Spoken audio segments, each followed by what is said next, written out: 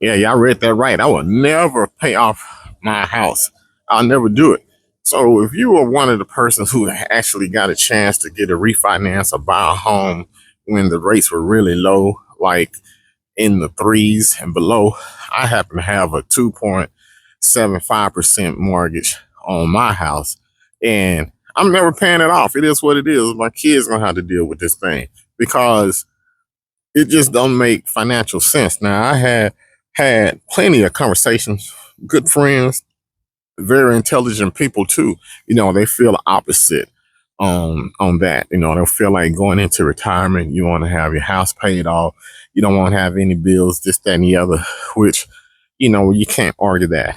So I just want to make this video showing you why I'm not going to pay it off, and maybe you will be in the same boat that I am.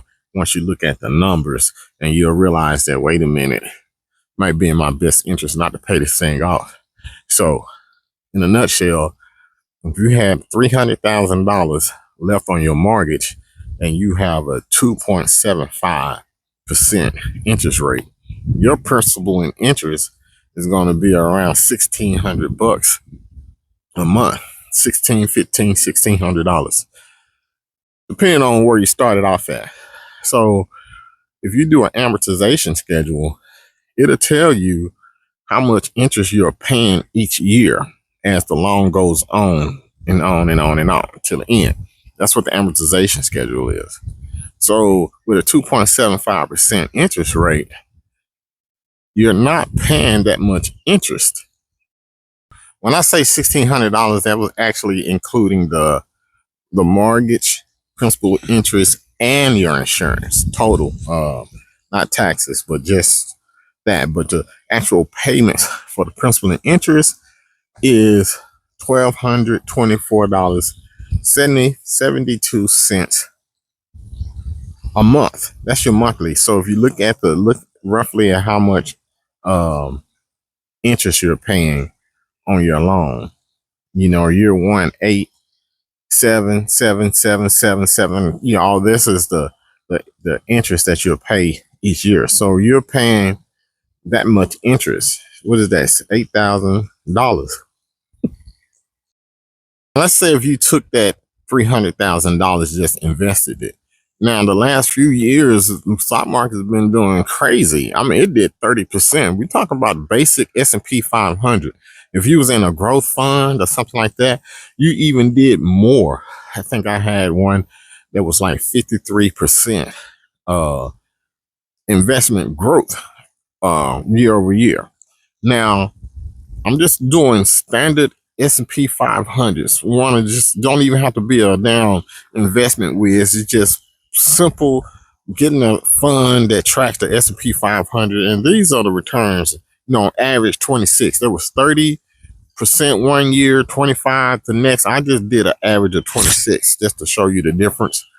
So if you started out with $300,000 for the last couple of years, $300,000 at a 26% rate, that's average between the years, you will have $476,280 for an increase of 176 to 80. 176 to 80. So now if you go back to the amortization schedule, as you can see, you were paying $8,000 a year, and it was going down each year. 8, 8,700, 7,700. You over 2 years, you paid $1,500 in interest on that loan. $15,000. My bad. You pay $15,000 over 2 year period or whatever, 16, whatever it comes out to be. I want to know, would you like to have $176,000 worth of growth money, or would you have liked to have saved $17,000 in interest on your mortgage? That's what I want to know. What you gonna do? Which one would you prefer to have?